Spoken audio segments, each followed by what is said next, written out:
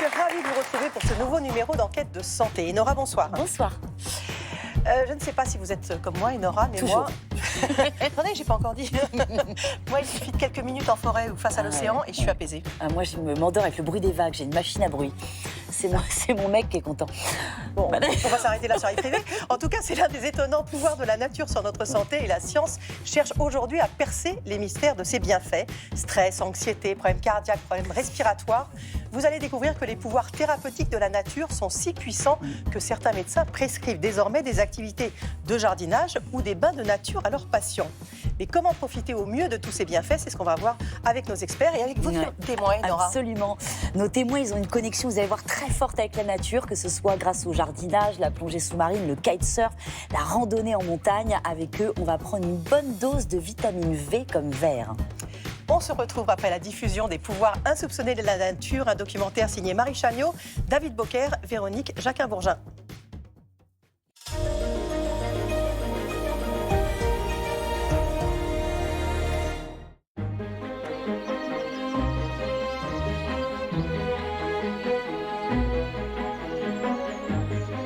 Voilà, est-ce qu'il faudrait couper le bas, là?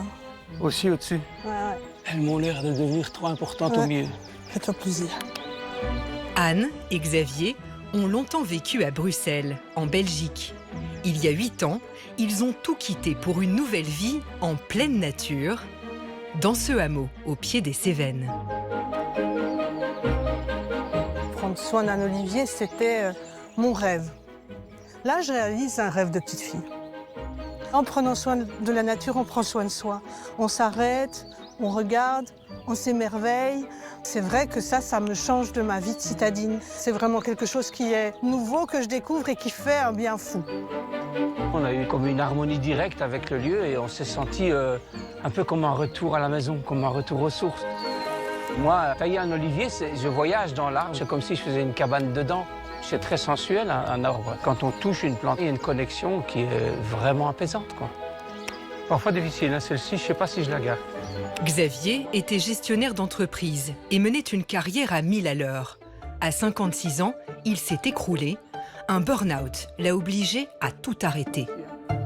La vie en ville, elle m'avait complètement rincé, lessivé, épuisé et il n'y avait plus d'énergie vitale. Je partais en permanence dans les pays étrangers, j'étais en avion, dans des réunions. Je vivais jamais aujourd'hui, je vivais à après-demain. J'avais jamais le temps de finir ce que j'étais occupé de faire. La tâche suivante m'attendait et c'était une course effrénée dans laquelle je me faisais emporter. Quitter la ville et son rythme effréné, se rapprocher de la nature pour se réparer. Anne et Xavier se sentent mieux au contact de la nature. Mais la nature a-t-elle un vrai pouvoir sur notre corps et notre esprit?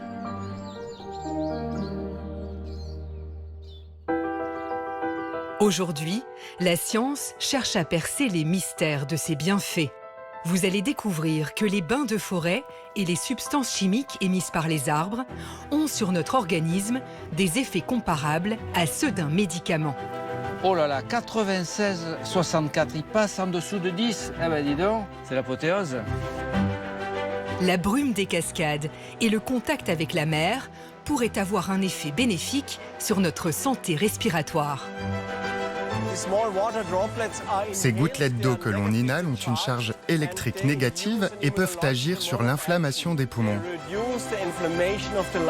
La mer constitue une sorte de vrai médicament qui se rajoute à l'ensemble de soins qu'on apporte aux patients. La mer est un soin. J'ai l'impression de revivre, de renaître. C'est incroyable. Si la nature a des effets étonnants sur le corps, elle a aussi le pouvoir de régénérer notre esprit et de stimuler notre cerveau. Quand je suis très anxieux, la nature, c'est vraiment mon remède et ça évite de prendre des médicaments. Ça nous intéresse beaucoup de savoir comment la nature peut ralentir le cœur, mais en traitant des signaux au niveau du cerveau. Mais c'est magnifique. Des médecins, convaincus de ces bienfaits, prescrivent à leurs patients de la nature sur ordonnance. Je vous ai prescrit 2 heures par semaine, à raison de 20 minutes par session pendant un mois, de contact avec la nature. Je ne pense beaucoup moins à mes soucis quotidiens, écouter les chants des oiseaux, regarder un peu les petites fleurs, ça me déconnecte. Plongez au cœur des incroyables bienfaits de la nature sur notre santé.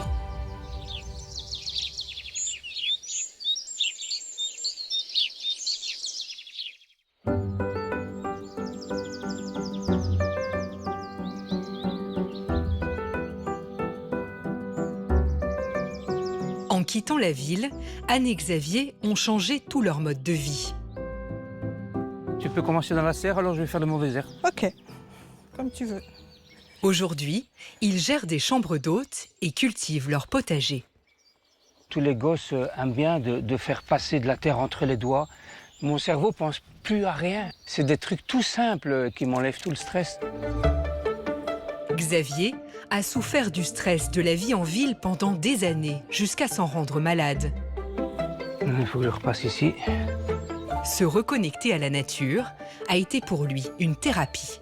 Quand on fait un burn-out, il y a immanquablement un arrêt, parce qu'on ne peut plus travailler. Et là, on cherche qu'est-ce qui nous manque, qu'est-ce qui ne va pas, qu'est-ce que je dois changer pour pouvoir redémarrer.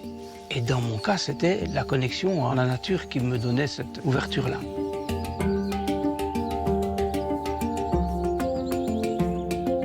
La nature, c'est voir loin, c'est respirer de l'air. Respirer à n'en plus finir. Et en ville, on respire et puis tout d'un coup, il y a une odeur désagréable ou tout d'un coup, on pense même pas à respirer. Ici, on s'arrête, on ouvre les bras, on regarde loin, on respire. Chaque chose a une odeur, chaque moment a une odeur. Les odeurs de l'automne, du printemps, de l'été. La nature m'a réellement réparé. Jamais je n'imagine retourner en ville. Même pour être près des hôpitaux, non. Je vais vivre à la campagne jusqu'au bout. Pour moi, la ville aujourd'hui, ça représente l'enfer. Parce qu'ici, c'est le paradis.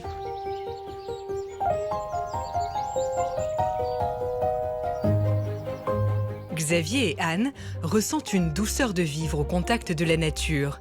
Mais qu'en est-il vraiment? La nature peut-elle réellement nous soigner?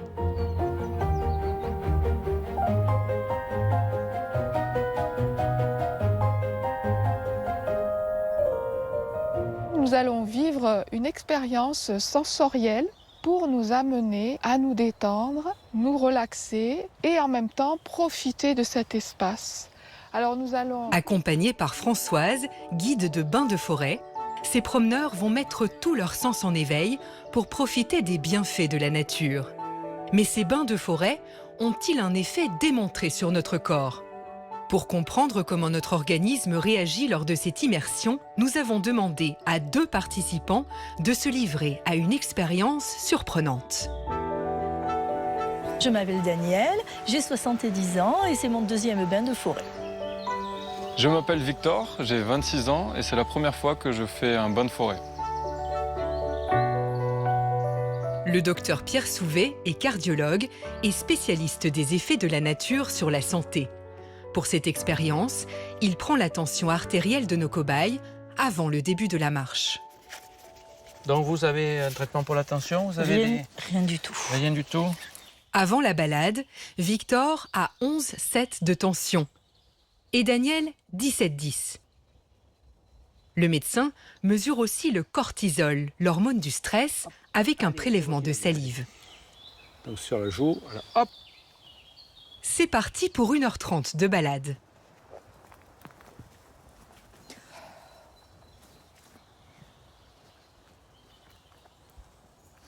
Je vais vous donner une consigne de respiration. Votre expiration va se faire par le nez, mais elle va être longue, de plus en plus longue.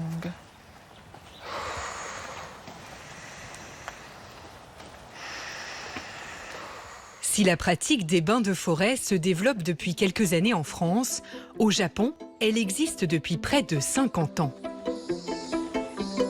Les Shinrin-yoku, comme on les nomme ici, ont fait leur apparition dans les années 80.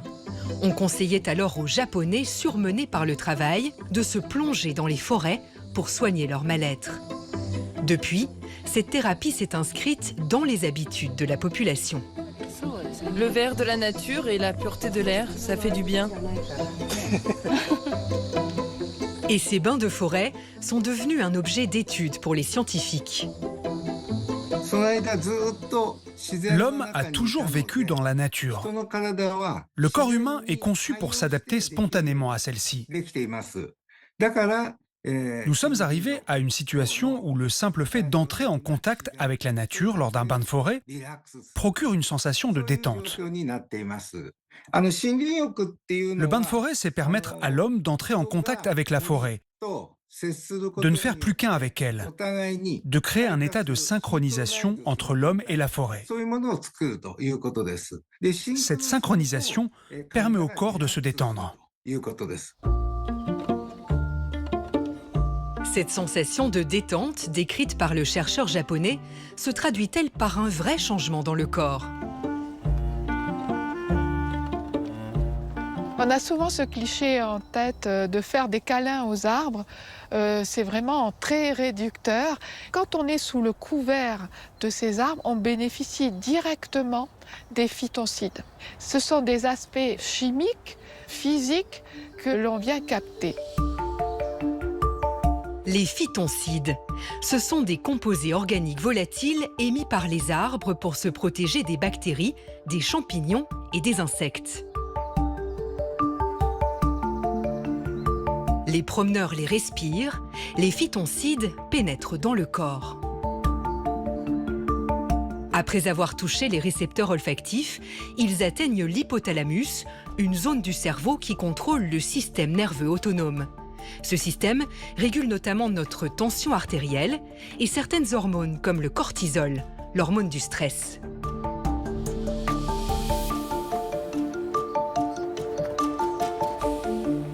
Vous sentez l'air qui pénètre par les narines à l'inspire.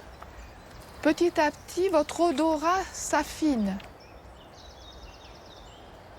De sentir le thym sauvage, je sens que ça éveille mes sens. Et ça me permet d'avoir des respirations plus amples aussi. Je vais vous proposer quelques postures, toujours en n'oubliant pas sa respiration profonde.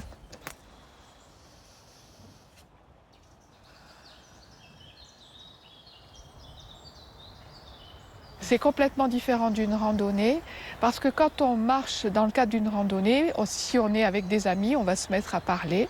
On a un rythme de marche sur lequel on n'a pas forcément l'attention de la respiration. Une marche lente, une respiration profonde. Après un bain de forêt, les promeneurs se sentent apaisés. Moi, ça m'a donné envie de dormir, de faire une petite sieste dans la forêt, dans la pinède. Quand vous respirez profondément, évidemment, vous avez tout le reste du corps qui se détend. Tout vous apporte apaisement, et de communiquer avec un arbre, avec la nature, tout simplement, oui. C'est des grands bienfaits. Il faudrait que tout le monde s'y mette. Si Daniel et Victor se sentent apaisés, cette immersion a-t-elle eu des effets mesurables sur leur santé? Pour le savoir, le médecin reprend leur tension et teste à nouveau le cortisol, l'hormone du stress. Bon, on va voir si la tension est détendue et si le cortisol est détendu. Suspense. Oh là là, 96,64, il passe en dessous de 10. Eh ben dis donc. On est en chute libre. C'est l'apothéose. Avant le bain de forêt, Victor avait 11,7 de tension. Après, 9,6. Et son cortisol, l'hormone du stress, a été divisé par 4. Avant le bain de forêt, Daniel avait 17,10 de tension. Après, 16,10. Et son cortisol aussi a baissé. Il a quasiment été divisé par 3. Il y a un effet positif et en plus, je vous sens beaucoup plus relax. Bien sûr. Ouais, voilà. Les études ont montré qu'après un bain de forêt, il y a une baisse de la pression artérielle systolique et diastolique. Alors évidemment, ça ne vous fait pas passer de 18 à 10, mais il y a une amélioration et ça, le critère est clair. Les bains de forêt sont positifs pour la santé. Ça ne va pas vous soigner l'hypertension artérielle tout seul. C'est une thérapie qui peut apporter beaucoup dans cette vision globale de la santé. C'est pas seulement je vous donne un médicament, rentrez chez vous, tout va bien. J'apporte tout ce que je peux apporter en termes de qualité de vie et de bien-être.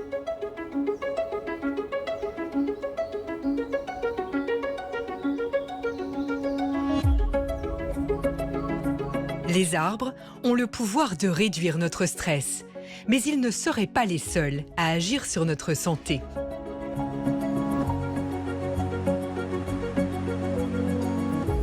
Au cœur des Alpes, dans l'ouest de l'Autriche, la cascade de Krimmel et ses 380 mètres de haut est la plus grande d'Europe.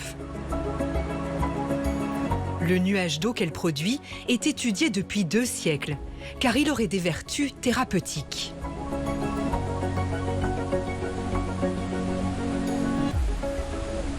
Céline est asthmatique et son mari souffre de bronchite chronique. Ces Français viennent régulièrement dans ce parc naturel pour faire des cures mêlant des exercices de respiration et de l'activité physique en plein air. Je n'ai plus que 60% de capacité respiratoire, donc ça impacte énormément mon quotidien. Nous faisons beaucoup d'exercices d'inhalation, ça m'ouvre les bronches et depuis je ne suis absolument plus encombrée. La brume, formée par la cascade, pourrait expliquer ce phénomène. En s'écrasant contre la roche, la masse d'eau de la cascade forme un nuage de gouttelettes. Des molécules d'air et des molécules d'eau s'entrechoquent et produisent des atomes chargés électriquement, les ions négatifs. Selon ce médecin, il pourrait agir sur le système respiratoire. Ces gouttelettes sont 200 fois plus petites que celles dans les médicaments en spray contre l'asthme. Ces gouttelettes d'eau que l'on inhale ont une charge électrique négative et peuvent agir sur l'inflammation des poumons. Cela signifie que la fonction pulmonaire s'améliore. Les symptômes allergiques diminuent, les paramètres sanguins passent en mode anti-inflammation. Et cette durabilité de 4 mois a même été mesurée et publiée dans des études cliniques. Les pouvoirs des cascades sur la santé respiratoire doivent être confirmés par d'autres études scientifiques. Aujourd'hui, les recherches se multiplient pour mesurer les bienfaits de la nature sur notre organisme. Mais le lien entre santé et nature intéresse la médecine depuis bien longtemps. Sanatoria et préventoria vont être multipliés. Les statistiques montrent combien il est nécessaire que partout la lutte contre le terrible bacille de Koch s'intensifie. Au début du XXe siècle, les sanatoriums, ces maisons de santé en pleine nature, sont présentés comme une solution pour lutter contre la tuberculose, un fléau qui fait des dizaines de milliers de victimes.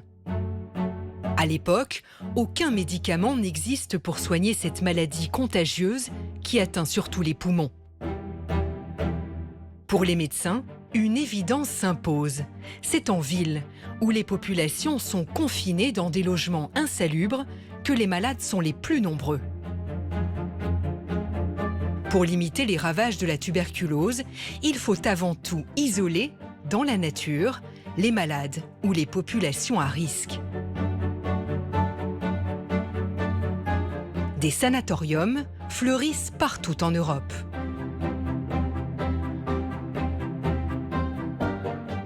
Depuis le XVIIe, XVIIIe siècle, il y a effectivement une certaine fascination pour la nature. Donc il y a tout un courant qui découvre la nature, qui lui prête des tas de vertus, et c'est dans cette optique-là que sont conçus les premiers sanatoriums. Un repos réparateur, un régime sain et bien étudié, le grand air feront demain de ces frêles citadins des hommes bien bâtis, des Français solides. Des générations de petits Français sont envoyés dans des préventoriums pour leur éviter la tuberculose. On essaye de protéger ces malades ou ces potentiels malades par l'exposition au bon air. Donc c'est pendant la journée 3, 4, 5 heures étendus sur une chaise longue avec une couverture dessus, même au froid, mais on doit effectivement absolument respirer l'air pur. Toute la journée ou presque, les enfants sont dehors et même l'école se fait en plein air. L'idée de ces bains d'air, c'est surtout d'augmenter les capacités respiratoires des individus de façon à ce qu'ils ne développent pas trop vite une tuberculose. Des bains de soleil et des bains de mer sont prescrits par les médecins. Et donc le système sanatorial et antituberculeux repose sur cette idée de renforcer les organismes. À partir des années 40, les antibiotiques permettent de guérir la tuberculose. La majorité des sanatoriums et les préventoriums ferment peu à peu leurs portes. Vestige de cette époque, à Hyères, le sanatorium René Sabran, créé en 1892, est aujourd'hui encore un lieu de soins. Une plage, une pinède, des chambres avec vue sur mer. L'environnement est exceptionnel. Dans cet hôpital, on accueille notamment des adultes atteints de maladies respiratoires, comme Agathe. Pour toi, là, ça va bien? Ça se passe bien, de mieux en mieux même. Je ressens plus de facilité à respirer. Je sens vraiment que les poumons que j'ai se développent petit à petit. Il y a 2 mois, Agathe a été greffée des poumons. La jeune femme souffrait d'une grave insuffisance respiratoire qui l'avait contrainte ces 2 dernières années à vivre sous oxygène, 24 heures sur 24. Cette greffe était inespérée. Avant la greffe, je n'arrivais pas à marcher 100 mètres sans être essoufflée, sans être mal. J'ai l'impression de revivre, de renaître. C'est incroyable. Et regarde cette plage, elle est magnifique, quoi. Ne me lasse pas cette vue. Elle nous appelle. Je ne me lasse pas. Après avoir passé 1 mois dans un service de réanimation à Marseille, Agathe est venue ici pour reprendre des forces. Le fait de pouvoir marcher en pleine nature, ça nous change des couloirs d'hôpitaux. Parce que comparer ce cadre magnifique à un long couloir où il y a du matériel médical, c'est vrai que ce n'est pas trop bon pour le cerveau, quoi, pour le moral. Même si l'hôpital n'est plus un sanatorium, l'environnement naturel est utilisé pour aider à soigner les patients. Ici, on est dans un vrai hôpital où on fait des soins et où il y a de la science, donc on n'est pas là en vacances. Mais on profite de cet environnement naturel qui est un atout pour les patients. Ça pousse à avoir une activité physique. Et avoir une activité physique, c'est quelque chose de très important dans un programme de réadaptation respiratoire. C'est sur la plage, les pieds dans le sable, que Vincent, le psychologue, propose une séance de cohérence cardiaque, un exercice de relaxation basé sur une respiration lente et profonde. C'est une séance qui est une séance de cohérence cardiaque. On va pendant 5 minutes inspirer par le nez et souffler tranquillement par la bouche.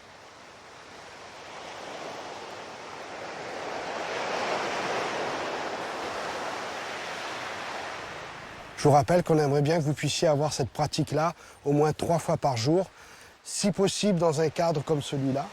Mais si on ne peut pas, on peut le faire chez soi en pensant à ce cadre, en pensant à des endroits qui sont positifs pour nous. Le pratiquer dans un cadre agréable, dans un lieu positif, on sait que ça augmente les effets de la cohérence cardiaque.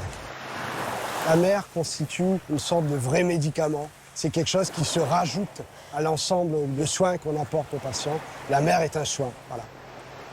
Sur le plan moral, d'avoir le calme de la mer et d'avoir en plus la lumière naturelle qui fait sécréter au niveau cérébral des endorphines, c'est-à-dire des molécules positives, c'est quelque chose qui va permettre de libérer de l'anxiété, parfois de la dépression et donner confiance en soi. Le fait de regarder l'horizon me fait penser à la liberté, à voir au-delà des limites, au-delà de ses rêves, sentir la brise marine sur son visage. Ça me rappelle que je suis en vie, que ma place est là, que j'ai plein de choses à vivre. Ça me ramène à l'espoir, qu'après toutes les tempêtes, toutes les batailles, il y a toujours un temps d'accalmie.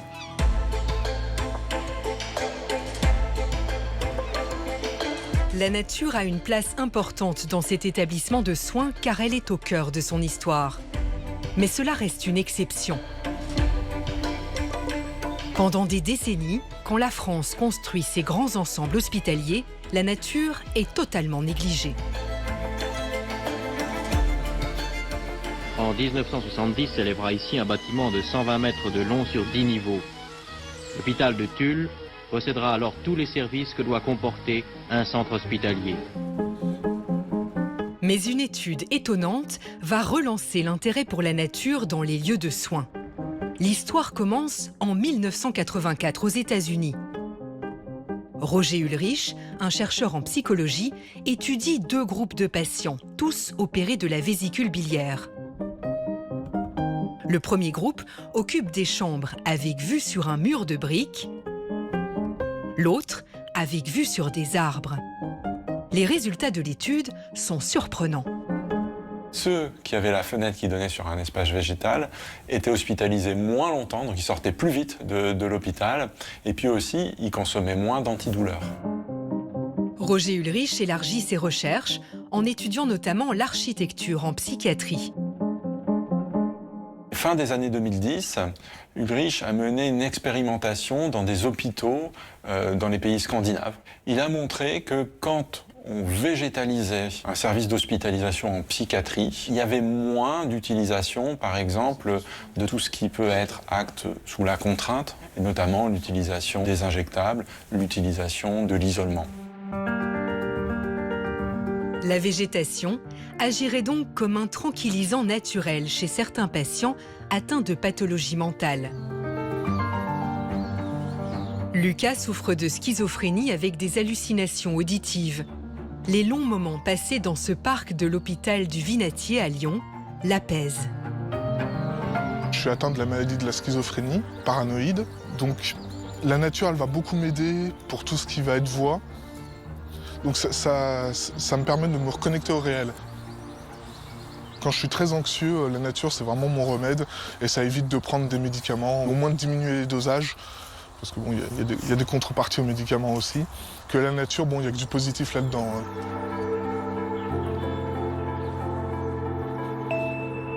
Aujourd'hui, les architectes ont compris que la nature était bien plus qu'un simple ornement. Les espaces végétalisés sont désormais intégrés dans les établissements de soins, comme dans cet hôpital près de Metz qui ouvrira ses portes fin 2026. La nature agit sur le cerveau des patients, des soignants. Son pouvoir réparateur profite à tous.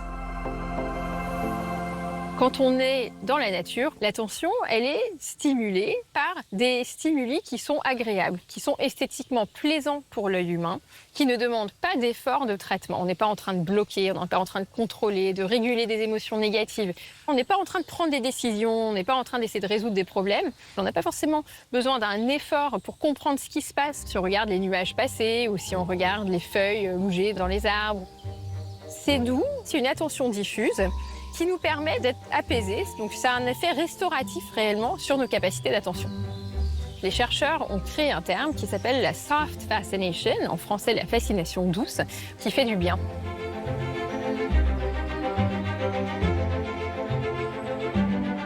La nature nous aide à nous sentir mieux. Elle sollicite tous nos sens, mais difficile de savoir lesquels précisément.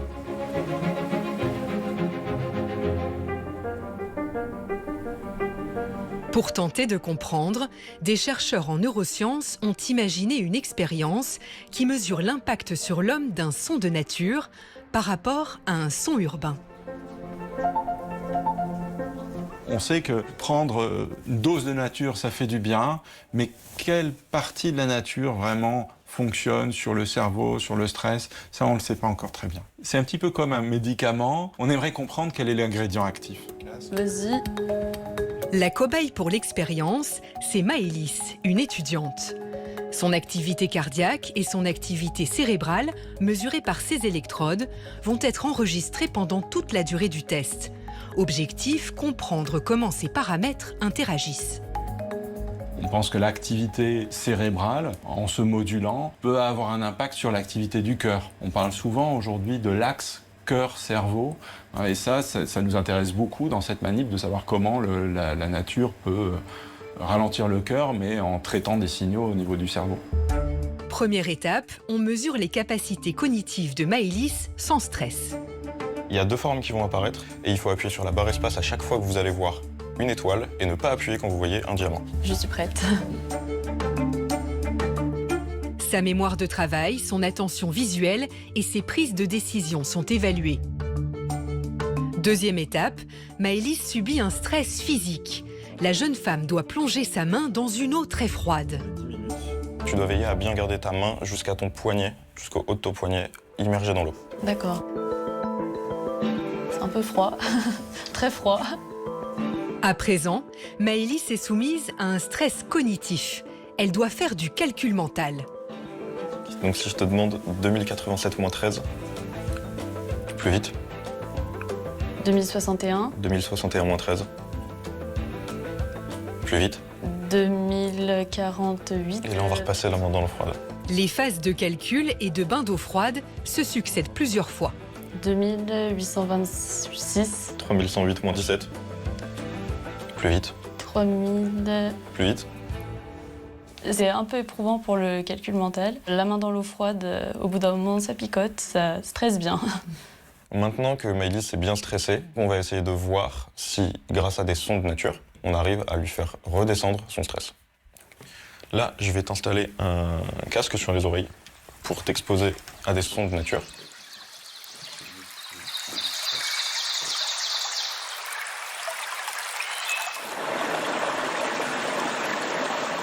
J'ai l'impression d'être dans une petite balade en campagne ou à la montagne. C'était très agréable. J'ai l'impression d'être revenue à mon état initial avant le stress. Pour le savoir, Maëlys repasse les mêmes tests qu'au début de l'expérience. Les chercheurs verront ainsi si le son de la nature a restauré ses capacités cognitives initiales. 60 volontaires, comme Maëlys, vont participer à cette étude. Il faudra 1 an avant de connaître les résultats. Contrairement au son, les images de nature ont davantage été étudiées. Le domaine dans lequel on a le plus de connaissances, ça reste quand même la vision. Ou voir des scènes naturelles, on sait que ça fait du bien. Dans le champ de la santé, on a besoin de comprendre ce qu'on fait, on a besoin de preuves. Les retombées de cette expérience, elles peuvent être assez nombreuses. Ça permettrait de valoriser d'une manière générale l'inclusion de la nature dans les soins. Mais on a encore énormément de choses à découvrir.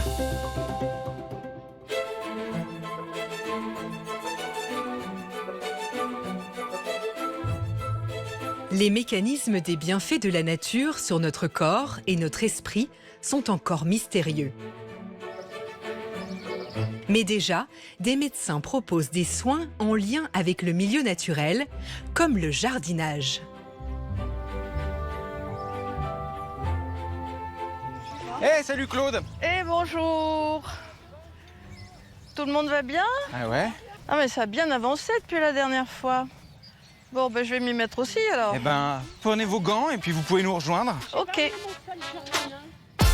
Même si à 80 ans, Claude est toujours pleine d'énergie, elle se sent plus fragile depuis son infarctus. Certes, elle prend des médicaments pour son cœur, mais sa potion magique, c'est une bonne dose de jardinage.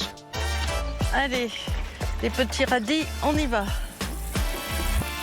Mon cardiologue, le chef de service dans lequel j'ai été hospitalisée quand j'ai eu un infarctus, m'a conseillé effectivement de faire travailler le cœur. Et pour faire travailler le cœur, il faut faire un peu d'exercice, courir un petit peu et puis faire des choses en dynamique. On casse les mottes là. Ah. On maltraite la terre. Mais on la fait respirer. Bon, là, ce que vous êtes en train de retourner, c'est pour planter les futurs poivrons et les aubergines. Hein. Donc, les fruits de l'été. Ouais, c'est important. Les légumes de l'été, c'est bon ça. Ce potager, c'est un peu une salle de fitness version nature. Des personnes fragilisées par un cancer, un AVC ou une maladie chronique comme le diabète viennent ici gratuitement plusieurs fois par semaine. Pour se remettre en forme, il suffit de se laisser guider par Raphaël, le coach jardinier. On a trouvé des outils de jardinage qui sont bien adaptés, qui permettent en fait à tout le monde de rester debout et de ne pas avoir en fait à se pencher et éventuellement en fait venir se faire mal au dos inutilement, parce que c'est un peu le risque du jardinage. Et en général, les gens sont très contents, ça leur fait travailler les bras, tout le dessus du corps, les épaules, en évitant les risques de blessures, donc c'est cool. L'idée de ce jardin est née de la rencontre de Raphaël, le jardinier, et Julie, médecin généraliste. Salut! Salut! Alors, comment ça va? Bah nickel, hein, on a déjà bien bossé ce matin. Ensemble, ils ont imaginé une activité simple et accessible. Le jardinage, ça reste une activité physique qui est d'intensité faible à modérée. C'est sûr que ça va pas être comme faire un footing, mais par contre c'est assimilé à la randonnée par exemple ou du yoga. Donc amélioration de la souplesse, de la musculation, puisque on travaille à la fois les membres supérieurs par des activités comme retourner la terre par exemple. Ça peut être aussi des flexions qui vont faire qu'on va travailler aussi les muscles des membres inférieurs. Donc voilà, vraiment remobiliser le corps. J'ai l'impression d'avoir fait des squats. Mais il faut se dire que tout ça, ça fait du bien. Alors, on continue. Tu vas venir tapoter avec le dos du râteau. Ah oui. Tout le long, comme ça. Je tapote. Je suis la tapoteuse de service. Voilà. Ah ouais, j'en ai besoin. Je me sens tellement bien après. J'ai bien transpiré, je suis en pleine forme. C'est bien de faire une activité sportive. Et en même temps, dans la nature. Nous sommes dans la nature, nous en faisons partie. Donc on est simplement en lien avec ce qui nous entoure et ça c'est très important. Moi qui ai beaucoup de douleurs, tout ça, eh bien, je trouve que ça me fait du bien. Voir pousser ce qu'on a semé, tout ça, et c'est super. Et ramasser, c'est encore mieux. Voilà. Et puis quand on est fatigué, on s'arrête. On n'est pas maso. Le pari, ça a été d'organiser des actions de prévention en dehors d'une institution classique comme un hôpital, comme un EHPAD, pour désacraliser l'aspect santé. C'est-à-dire que les gens savent qu'ils viennent dans un but de soins, mais d'une certaine manière, le but, c'est aussi de leur faire oublier. Et ça, c'est ce qui fait qu'on a aussi un bon suivi. Bon, en tout cas, là, vous avez préparé un sacré festin, hein, dis donc. Bon appétit à tout le monde. Bon appétit, ouais.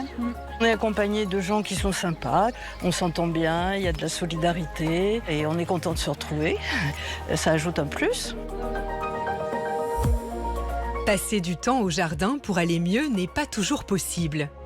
Alors d'autres solutions ont été imaginées pour garder malgré tout un contact avec la nature.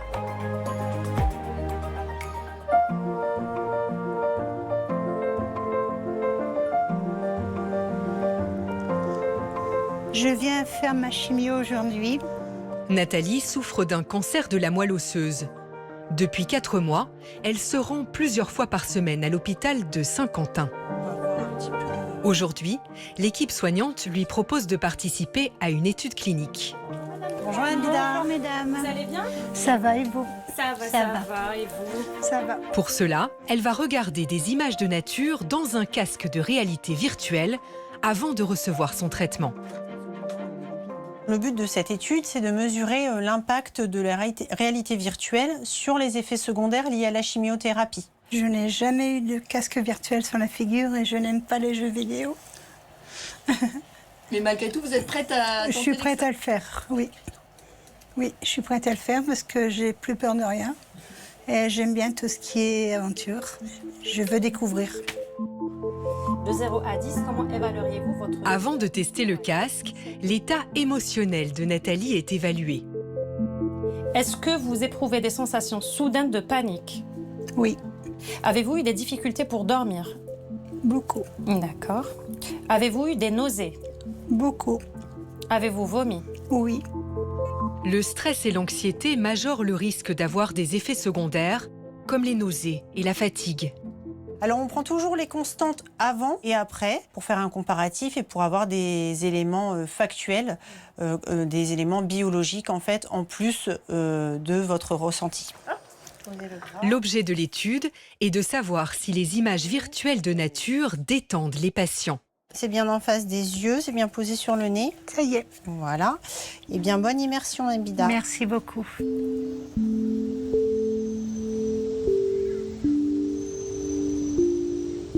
Je suis en Thaïlande, avec un lagon, une petite brise de vent, des immenses montagnes.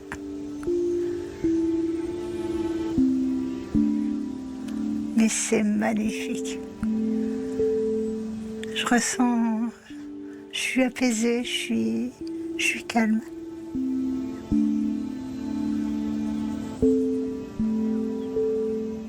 Alors, je me permets de retirer le casque. Merci. Hop.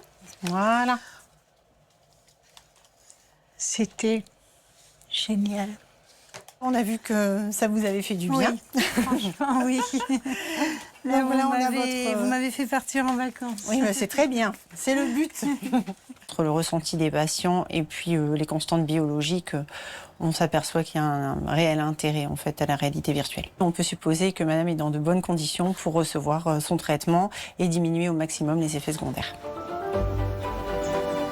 Si l'étude menée dans ce service conclut que ces images de nature diminuent les effets secondaires de la chimiothérapie, le casque de réalité virtuelle sera systématiquement proposé aux patients. À ce jour, les études existantes concernent surtout les effets sur la douleur. Il y a des études qui ont montré que le fait qu'un patient a des images de nature, donc soit la nature en réel ou en virtuel, on a quasiment les mêmes effets. Et les patients nous le disent, certes, c'est pas la nature, c'est pas réel, mais le fait d'avoir les images, ils arrivent à obtenir quasiment les mêmes sensations. Donc c'est pas du tout un gadget pour nous, c'est vraiment un vrai outil.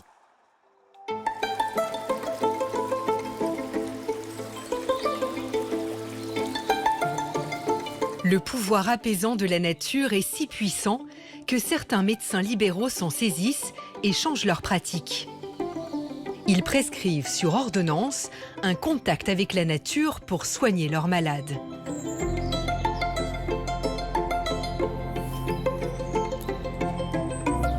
Dans ce cabinet, en plein cœur de Paris, dès la salle d'attente, des sons d'oiseaux accueillent les patients.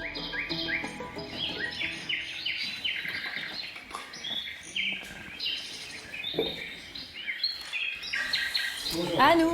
Merci. Bienvenue, je vous en prie. Bon, comment ça va Pierre? Et comment ça se passe pour vous? Est-ce que vous trouvez le sommeil? Pierre est un aidant épuisé car son épouse est gravement malade.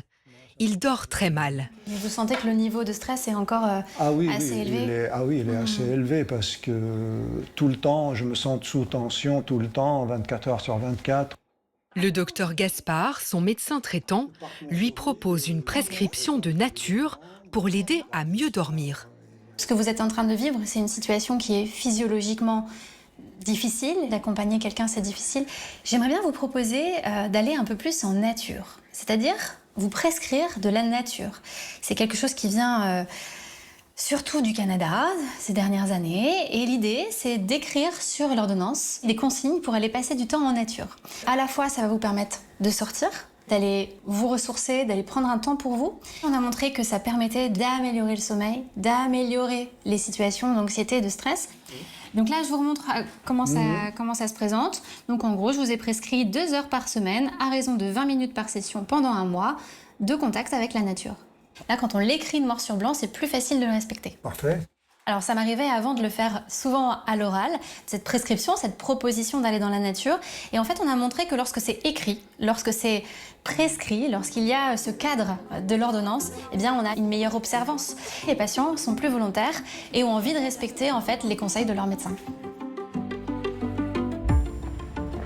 Et pour suivre ce traitement, inutile de passer par la pharmacie. Il suffit parfois d'aller au bout de sa rue, sans même attendre.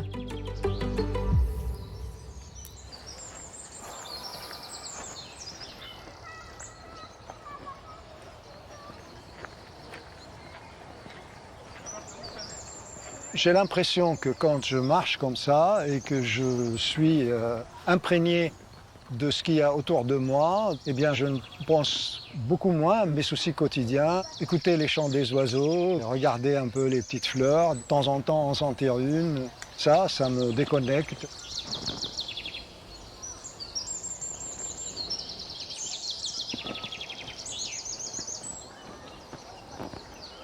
Alors, comment ça s'est passé cette expérience? Très bien, comme j'espérais. Donc après une vingtaine de minutes comme ça, je me suis bien déconnecté, c'est vrai. Ok.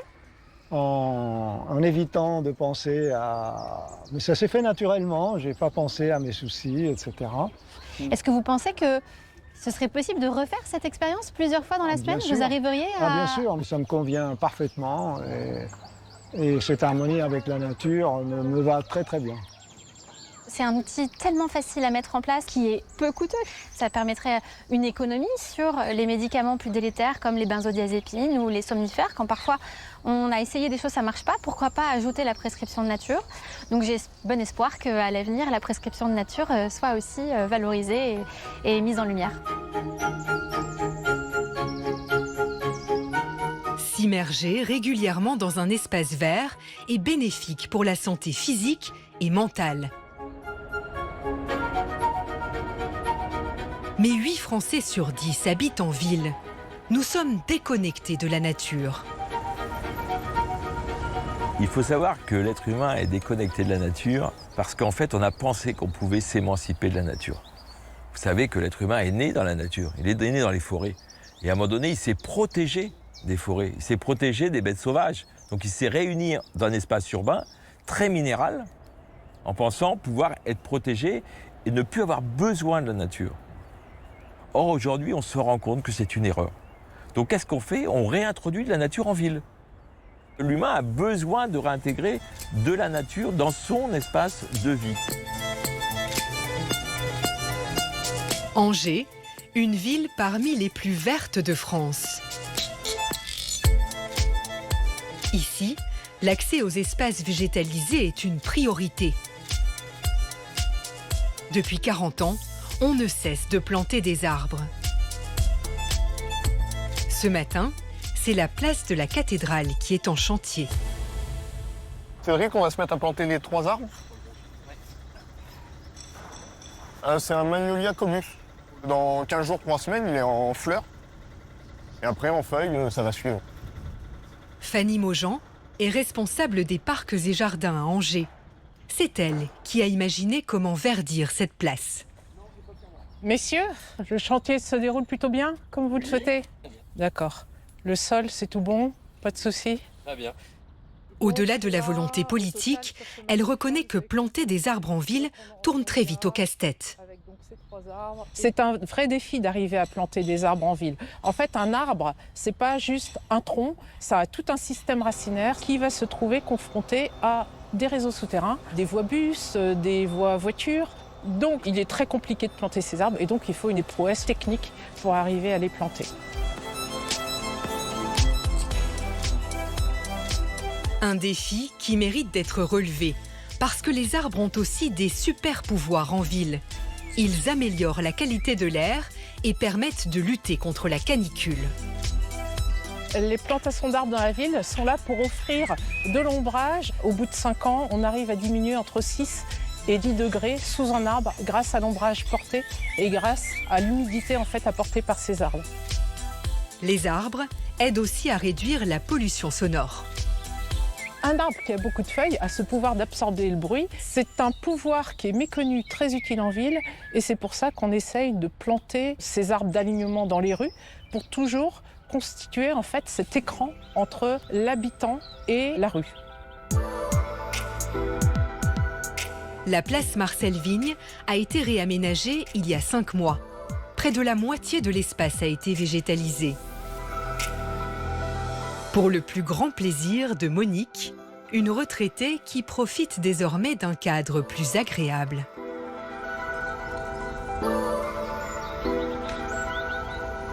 Ma vue elle a changé et c'est plus agréable parce qu'avant il n'y avait que du goudron, que maintenant il y a de l'herbe, des petits pavés, des petits copeaux de bois, des arbres fruitiers. Il y a un espèce de sapin là, ça fait 2, 3, 4, 5, 6, 7, 8. Je vois 8 arbres. De voir un arbre de sa fenêtre, on voit les saisons qui changent, les feuilles évoluent, après c'est les fleurs, les petits oiseaux viennent un peu plus. Et de voir tout ça, ça me met de bonne humeur. Monique se sent bien mieux. Et pour être en bonne santé physique et mentale, un idéal de végétalisation des villes a été défini par des chercheurs. C'est la règle des 3, 30, 300. Chaque habitant doit voir au moins 3 arbres de sa fenêtre. Cela diminue le risque de dépression, d'anxiété et restaure les capacités d'attention. Autre critère, 30% du quartier doit être arboré. Enfin, il faut vivre à moins de 300 mètres d'un espace vert. Cela favorise l'activité physique et le lien social. Souvent, la nature, c'est pris pour une agression. Alors, il y a le moustique tigre qui va vous donner la dengue ou le chikungunya ou telle pathologie. Mais en fait, c'est quelques éléments négatifs. Mais il y a des éléments positifs extraordinaires. Il y a une grande étude internationale. Si vous bénéficiez de grands espaces verts de qualité, vous avez un risque de mortalité qui diminue de 31%. Vous avez un risque de mourir qui diminue de 31% si vous bénéficiez d'une nature de qualité. Même si de nombreuses villes font des efforts pour végétaliser leurs rues, l'accès à la nature reste très inégal en France. Des années de retard doivent être rattrapées. On est vivant et on a besoin d'être en contact avec le vivant pour pouvoir être en bonne santé. Je vais prendre un exemple. Il y a quelques décennies, il n'y a pas très longtemps, on a supprimé les arbres dans les écoles d'école primaire en pensant que ce n'était pas important. Aujourd'hui, on est en train de faire l'inverse. On a pris conscience qu'il fallait planter des arbres, qu'il fallait remettre de la pelouse, de l'herbe dans les écoles primaires pour que les enfants puissent jouer dans la nature. Donc il y a une nouvelle prise de conscience relativement récente. Je pense qu'on devrait arriver à rattraper un petit peu notre retard. Intégrer le vivant dans nos espaces de vie apparaît comme un enjeu majeur de santé publique. Et si notre lien avec l'environnement s'est fragilisé ces dernières années, aujourd'hui, on commence à comprendre que la nature est bien plus qu'un simple décor. Elle est notre allié pour préserver notre santé. Merci beaucoup à tous les participants de ce documentaire absolument passionnant qui fait vraiment beaucoup de bien. On va bien sûr poursuivre cette discussion sur les pouvoirs de la nature avec nos témoins que je vais vous laisser. J'y cours. Courez-y. Et moi, avec mes experts, j'y marche. Ça va suffire. Le docteur Julie Gardette, bonsoir. Bonsoir. Vous êtes médecin généraliste. On vous a vu dans ce documentaire. Hein, vous avez mis en place des ateliers thérapeutiques dans un jardin près de Clermont-Ferrand. On va en reparler. À vos côtés, Thomas Busigny, bonsoir. Bonsoir. Vous êtes psychologue, neuropsychologue et écothérapeute.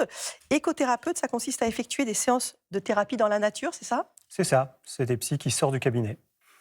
Très bien. Et vous avez participé à l'écriture d'un livre sur l'écothérapie, c'est aux éditions Debook. Exactement, avec mes collègues. Également avec nous le professeur Antoine Pellissolo. Bonsoir. Bonsoir. Psychiatre à l'hôpital Albert Chenevier, c'est à Créteil. Vous avez particulièrement étudié les pouvoirs de la nature sur la santé mentale. On va en parler, bien sûr. Et Enora, vous serez donc entourée de témoins pour qui la nature est vitale. Oui, absolument. Gérard, vous allez voir, il est impressionnant, qui est à fond dans le jardinage. Nous aurons Eric, qui fait du sport, mais uniquement en plein air. Et Estelle, qui fait de la plongée sous-marine et ça l'a aidé à surmonter son handicap.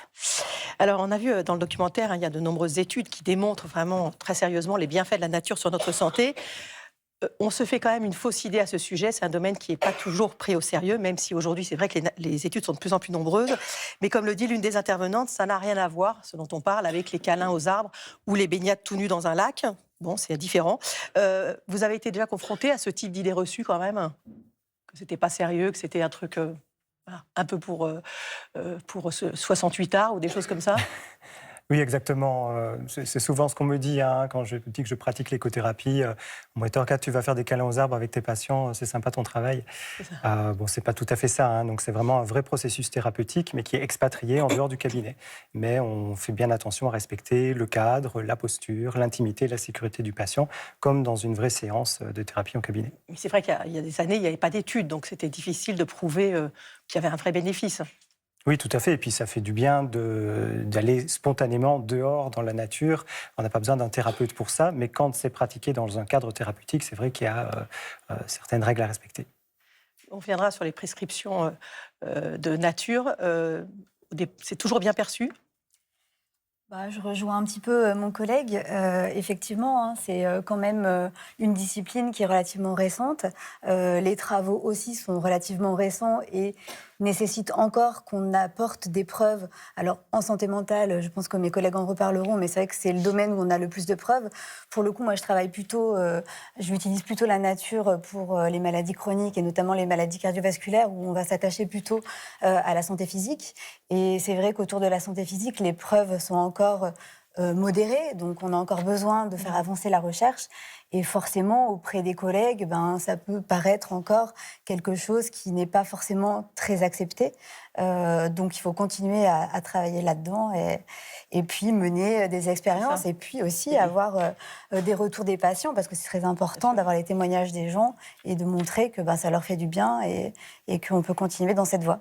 Professeur Pellissiolo, c'est vrai que la santé mentale, elle a été... Ça fait assez longtemps quand même qu'on s'intéresse à ce lien, et notamment dans les hôpitaux. Oui, on a beaucoup de recul sur l'intérêt des espaces verts dans les hôpitaux, puisque en gros, en psychiatrie notamment, la plupart des hôpitaux étaient dans des... Alors pour peut-être d'autres raisons, mais dans des endroits vastes et souvent arborés, en tout cas avec des espaces verts, sans forcément documenter le bienfait. On a fait moi-même, je peux dire, j'ai fait un long chemin, parce qu'on a une formation d'abord scientifique, très cartésien quand même. médicale, cartésien en effet, et donc pas très, toujours un peu suspect vis-à-vis de ce qui serait de la paramédecine ou un certain nombre de choses comme ça. Mais clairement, au vu des résultats et au vu des données, parce qu'effectivement, on en a de plus en plus, et puis il y a un rationnel, parce que tout ce qui passe par le stress, de toute façon, pose problème au corps. Je pense que ça se rejoint largement. Le corps et l'esprit, là, c'est complètement la même question. Et donc, tout ce qui peut faire réduire le stress, rien que ça, on sait que ça va être positif. Donc, de ce côté-là, il n'y a même pas de doute sur le fait que c'est intéressant. Après, on peut aller plus loin par des choses un peu plus précises et surtout des méthodes pour que ça soit faisable. Parce que le problème, c'est souvent la mise en pratique. Mais c'est bien ce que vous dites, parce qu'effectivement, les médecins aussi, pour beaucoup doutaient, et c'est bien aussi que les médecins avancent dans cette adhésion. Alors c'est vrai, quand on a la chance de pouvoir vivre en pleine nature, les bénéfices sont immenses. C'est le cas de Gérard, qui est avec nous, qui passe plusieurs heures par jour dans son jardin, qu'il a entièrement créé en Bretagne. Bonsoir Gérard. Bonsoir. Vous allez bien? Très très bien. Est-ce que je peux me permettre de vous donner votre âge? Oui, j'ai 80 ans. Non mais franchement... Tellement beau gosse. On se calme, Nora, tout de suite, on se calme. En forme dans tous les cas. Voilà, justement, très très enfant. Grâce, c'est l'émotion. Tout tombe devant Gérard. Grâce à ce jardin extraordinaire, on va voir quelques photos défilées qui sont d'ailleurs extraites de votre livre Jardin de Pellinec, l'ivresse des couleurs, aux éditions Ulmer. C'est magnifique, ça vous demande un travail colossal. Combien de temps par jour, Gérard? À fond tout le temps. À fond tout le temps. Voilà. Non mais vraiment... Tout ce qu'on fait à fond, voilà. Après on a des résultats. Non mais c'est quoi? C'est 12 heures par jour, je crois, vous pouvez y passer parfois? Alors c'est variable, par exemple... Quand on est dans les 2 jours, ça veut dire que c'est au mois de juin, par exemple, parce que les journées sont très longues, et il y a aussi du travail peu fatigant. Par exemple, enlever des fleurs fanées, des rhododendrons, ça c'est vraiment un travail pas fatigant. Alors comme c'est de la gourmandise, oui, je vais jusqu'à la nuit souvent, quoi. Je peux pas m'arrêter. Et vous avez jamais de douleur? Plus je jardine, moins j'ai de douleur. Alors c'est vraiment comme ça que ça marche. C'est l'hiver que j'ai un peu de douleur parce que forcément j'en fais moins. J'ai plus de maladies l'hiver, je suis moins bien l'hiver, j'ai moins le moral l'hiver, j'ai tout moins. Pourquoi? Parce que je fais pas de jardin. D'ailleurs au printemps, il faut se remettre en route. Il faut un bon mois pour que je sois vraiment... En ce moment là c'est bon, là vous voyez, je suis au début, fin avril, début mai. Et donc là c'est bon, là j'ai retrouvé ma forme normale que mon jardin me donne. D'accord, oui, et il vous donne le moral aussi, ces 4 hectares de jardin de fleurs exotiques, là. C'est fou, ça vous donne le moral. Oui, j'ai une phrase que j'utilise souvent, c'est il y a 2 docteurs chez moi. Il y a le docteur Pellinec et le docteur Gérard. C'est-à-dire, moi, je donne tout ce que je peux comme soin à mes plantes, en taille, en traitement s'ils sont malades, en aide, en compost si ça, là, je vois que la plante elle est en faiblesse. Et en échange de ça, oh là là, mon jardin me soigne de toutes mes maladies. Donc voilà, c'est du donnant-donnant et c'est formidable. Ça fait que des heureux. En parlant de maladies, vous avez quand même traversé une rude épreuve puisque vous avez eu un cancer de la prostate avec des métastases osseuses. Vous avez eu des traitements contre ce cancer, bien sûr, mais vous dites que votre jardin vous a aidé à guérir aussi. Il s'est passé une chose simple. J'ai été très bien soigné dans de très bons hôpitaux parisiens, très très content. J'ai rencontré des personnes vraiment très intelligentes, très sensibles, très douées, très compétentes. Mais néanmoins, elle m'avait dit, Gérard, votre espérance de vie, c'est entre 1 an et 3 ans maximum, parce que vous avez un cancer très agressif, et en plus avec des métastases un peu partout. Et donc ça, c'est très très dur à guérir. Donc là, bien sûr, d'abord, j'ai fait de la dépression en apprenant cette nouvelle-là, parce que je ne m'y attendais pas du tout. Donc là, mon jardin m'a déjà aidé, parce que même quand j'allais mal... Et dans quelle mesure ça vous aide, c'est-à-dire? Alors là, c'était vraiment, on va dire, comme de l'aspirine. C'est-à-dire que j'allais dans mon jardin pendant un quart d'heure, et ça y est, j'avais le moral, ma dépression avait disparu. J'avais été plus en dépression. Donc ça, c'était vraiment déjà formidable. On m'avait déjà dit, le fait déjà que vous arrivez bien à surmonter votre dépression, c'est quand même favorable pour la guérison. En fait, au bout de quelques mois, j'ai vu quand même que le PSA commençait à se casser la figure. Donc ça, c'était bien. Et j'ai demandé à mon oncologue, je lui ai dit, alors là, j'ai quand même des bons résultats, peut-être je vais tenir 5 ans. Elle a fait la grimace, non, 3 ans. Elle n'y croyait pas ? 3 ans. Elle a dit, non, 3 ans. 3 ans maximum. Après, je lui ai dit, mais qu'est-ce qui se passe au bout de 3 ans, alors je suis mort et tout. Elle me dit, non, on vous fera de la chimio, certainement. C'est certain que votre cancer reviendra, c'est ces mots, c'est certain que votre cancer reviendra dans les 2-3 ans maximum. Et là, il faudra effectivement que vous passiez à la chimio. Et puis après, peut-être, vous pourrez encore tenir 1 an ou 2. Mais donc, c'est quoi? Il est magique, ce jardin? Peut-être. Donc, en tous les cas, il ne s'est pas passé ça du tout, vous voyez, parce que ça, c'était il y a 8 ans. Ouais. Il y a 8 vous êtes ans. là, en pleine Aujourd'hui, forme. j'ai aucun traitement, rien, plus rien du tout, depuis 6 mois d'ailleurs, mais plus rien. J'ai juste un contrôle à faire tous les 6 mois, c'est tout, et j'ai retrouvé 100% de ma forme, 100% de mon énergie. Alors, il y a des choses à dire pour votre sujet, c'est que bien sûr, j'avais un très bon contact avec l'oncologue qui s'occupait de moi, et je lui ai dit, alors, vous vous êtes trompé? Elle me dit, oui. C'est à cause de votre jardin, vous vous êtes trompé. Parce que nous, on n'avait pas prévu que vous étiez capable de travailler 7 heures tous les jours dans votre jardin. Et ça, c'est tellement rare que nous, on ne l'a pas dans nos statistiques. Et voilà. Nos statistiques. Vous avez vu ça? C'est super, ça. Voilà. Donc ça, c'est quand même bon à savoir. C'est certain qu'une personne qui a un cancer, moi, je suis absolument convaincu. C'est l'activité physique, de toute façon, vous allez nous expliquer. L'activité physique forte dans un endroit qu'on aime. Moi, je suis un dingue de ça. On va peut-être en reparler encore. Moi, mon jardin, c'est ma vie, quoi. Mais bien sûr. Moi, je dis toujours... Bien sûr, on va juste préciser qu'évidemment, pour traiter un cancer, il faut les traitements classiques, conventionnels, que le jardinage et la nature ne veut pas remplacer. Malheureusement, ça serait, mais le traitement classique. Mais donc, c'est une aide extrêmement importante. Je vais vous redonner la parole tout de suite. Vous prescrivez d'abord à des patients qui ont effectivement des maladies graves comme ça, ces séances de nature? Alors nous, effectivement, on va travailler avec... pour le coup, on a eu certains patients à un moment donné qui étaient effectivement en récidive de cancer du sein, notamment. Après, c'est vrai que ce n'est pas la pathologie avec laquelle on travaille le plus, puisque, comme je le disais tout à l'heure, on s'est quand même beaucoup orienté sur la maladie chronique, notamment cardiovasculaire et beaucoup le diabète. Mais ça arrive effectivement selon l'état de santé et ce qui est possible de faire. En tout cas, le jardin thérapeutique peut très bien être utilisé comme support de soins en récidive de cancer, dans un traitement de suite cancer, bien sûr. Et vous évoquiez le cancer du sein. Jardiner, c'est de l'exercice physique, très clairement. Oui. On a montré maintenant depuis longtemps que l'exercice physique permettait de prévenir la récidive des cancers du sein. Plus récemment, on a montré que ça permettait de prévenir la récidive de cancer du côlon. C'est vraiment un rôle très important. Est-ce qu'on a déjà, ou est-ce qu'on mène des études sur l'intérêt de cet exercice physique dans la nature ? Oui, bien sûr. Donc effectivement, l'activité physique, c'est très important. D'une part, ça permet effectivement de réduire les récidives des cancers. C'est aussi maintenant reconnu comme traitement complémentaire de l'ensemble des maladies chroniques. Alors une maladie chronique, c'est une maladie qui va durer toute la vie. Donc comme je le disais tout à l'heure, la maladie cardiovasculaire, le diabète, c'est vraiment des maladies qui vont durer toute la vie. Et aujourd'hui, il est vraiment recommandé de coupler l'activité physique avec les traitements médicamenteux bien suivis. Donc c'est vraiment un soin complémentaire reconnu par la Haute Autorité de Santé. Après, effectivement, il y a des études qui ont étudié est-ce que c'est intéressant de faire de l'activité physique en milieu extérieur et qui ont comparé les deux. Alors, on connaît très bien maintenant les bénéfices de l'activité physique sur la santé mentale, la santé physique. On va y revenir, ça. Les effets de la nature, on commence à les connaître, comme vous l'avez dit en introduction. Effectivement, l'interaction entre les deux est encore un petit peu complexe et mal connue. Il y a des études qui comparent les deux, qui ont montré que finalement, sur les bénéfices physiques de faire de l'activité physique en milieu extérieur versus intérieur, on n'allait pas trouver de réelles différences, mais que par contre, pour ce qui est de la santé mentale, là, clairement, les deux sont liés, le côté extérieur va apporter un état de relaxation plus important que le pratique en intérieur. Je vais préciser pour Gérard que son jardin est ouvert au public et que vous organisez des visites. Tous les renseignements sont sur le site internet le-jardin2-pélinec.fr.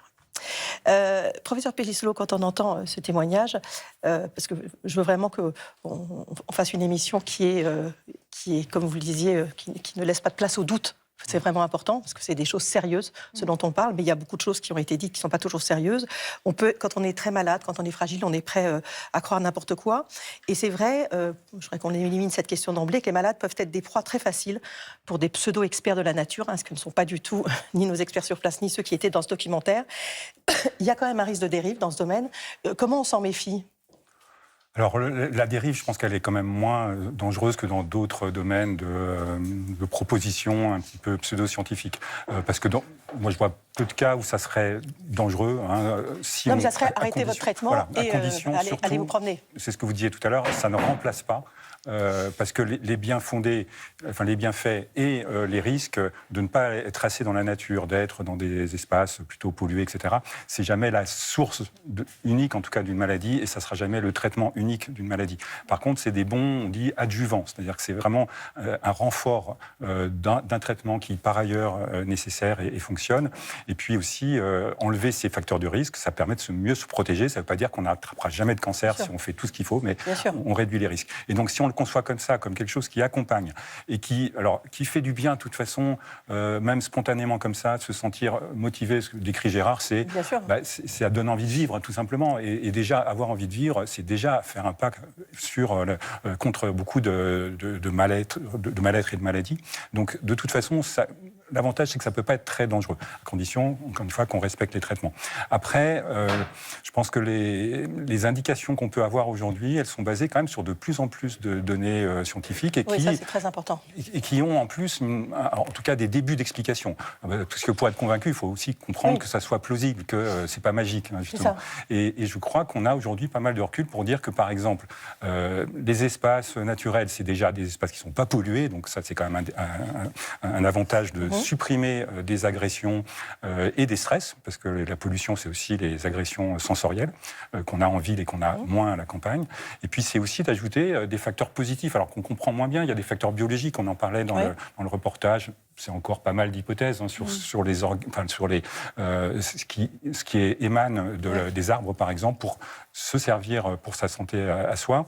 Mais c'est aussi beaucoup la gestion du stress. Et donc, tout ce qui va faire apaiser le système nerveux central, par exemple, et ça passe beaucoup par ça, fait du bien au corps et à l'esprit, au cerveau et au cœur aussi. Et tout ça, vraiment, il y a des données solides. Et c'est ça qui nous surprend dès le départ, parce qu'on se dit, l'ampleur de l'effet est quand même très fort. L'impact sur la mortalité, notamment, il est vraiment significatif.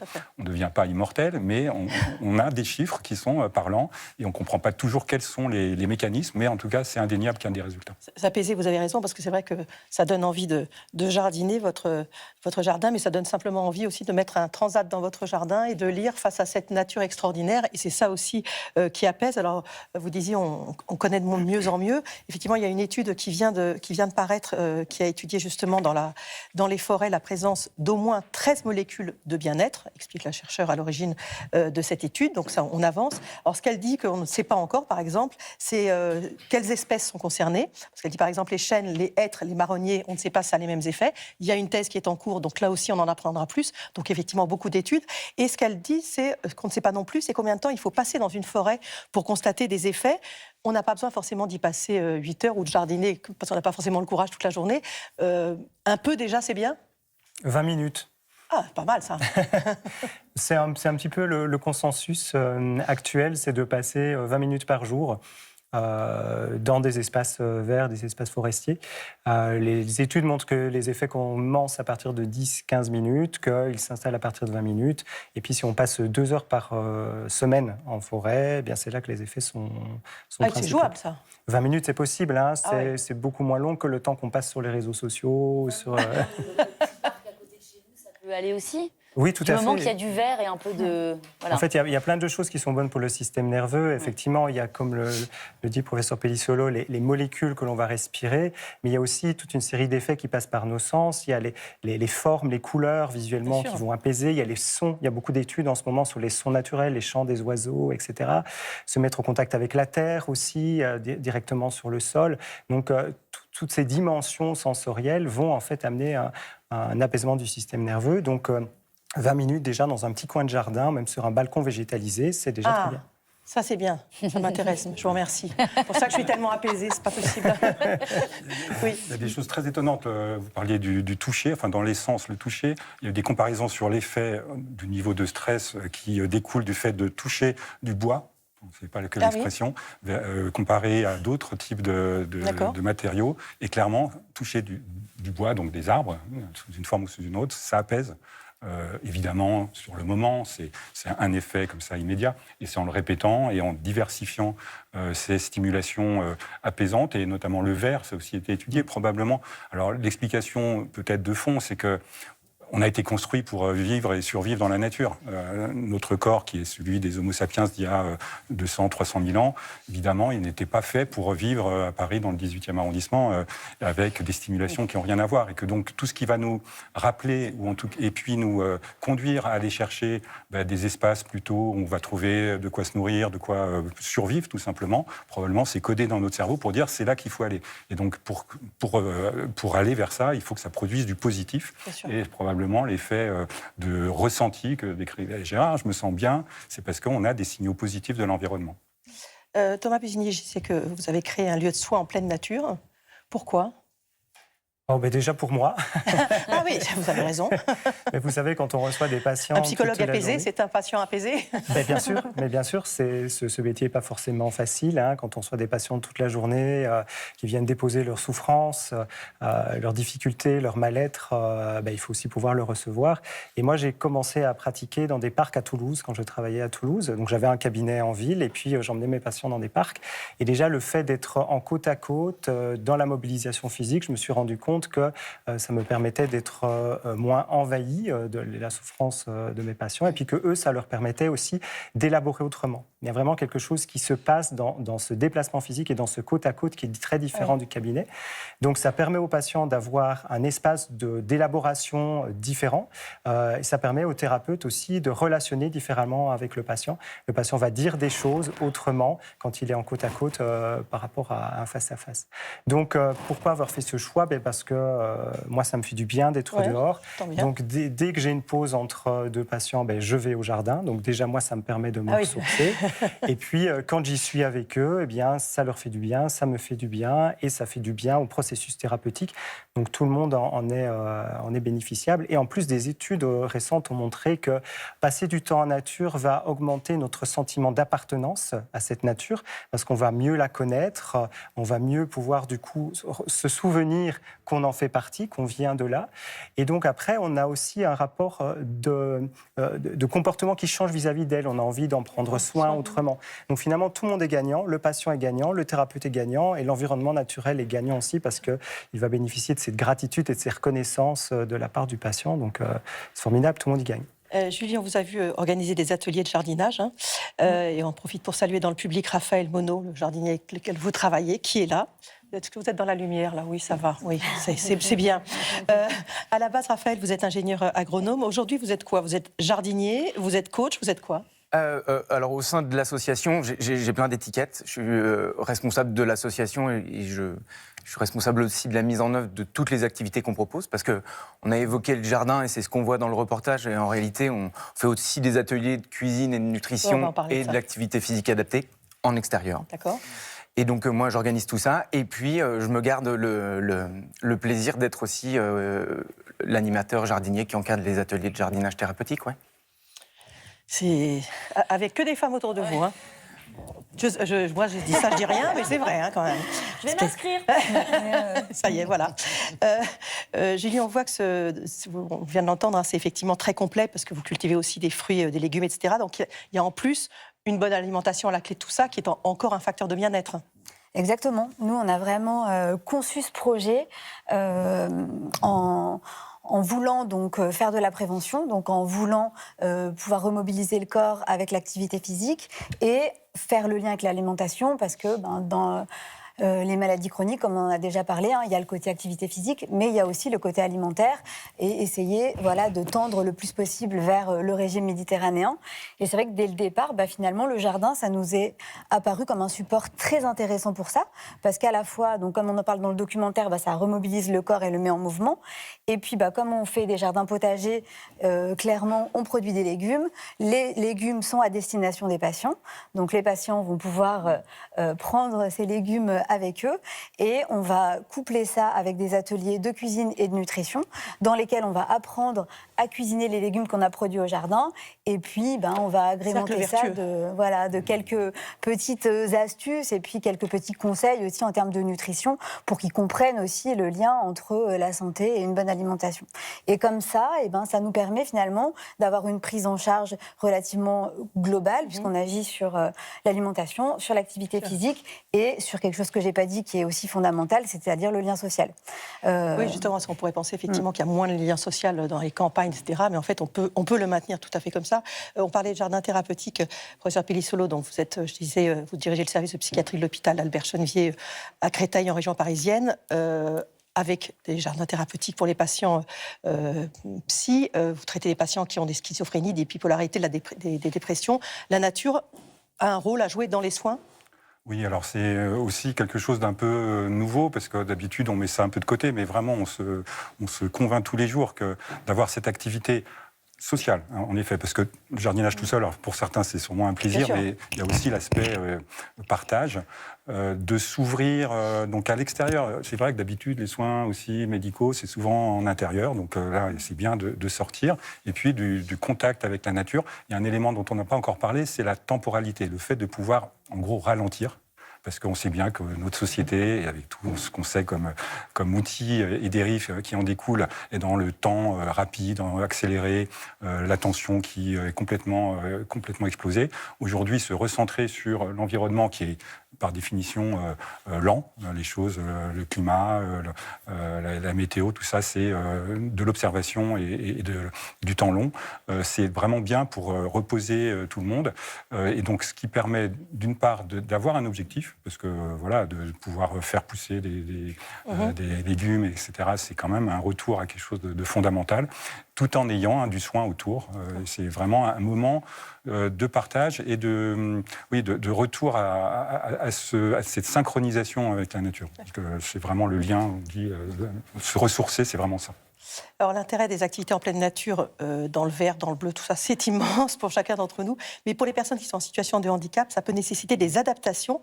Et ça vaut le coup. Estelle, vous, c'est le bleu, c'est le grand bleu qui vous attire. Oui, tout à fait. La plongée sous-marine et rien que ça. C'est devenu une grande partie de ma vie, voire ma vie au sens propre.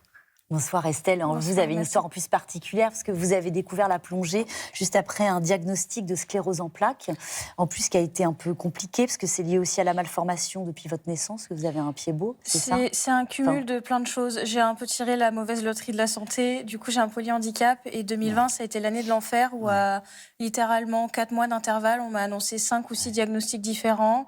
On parlait d'amputer ma jambe parce que du coup les séquelles étaient trop importantes, on était dans une impasse thérapeutique. Et moi, j'étais en fauteuil. Sous morphine. Sous morphine, complètement shootée à la maison.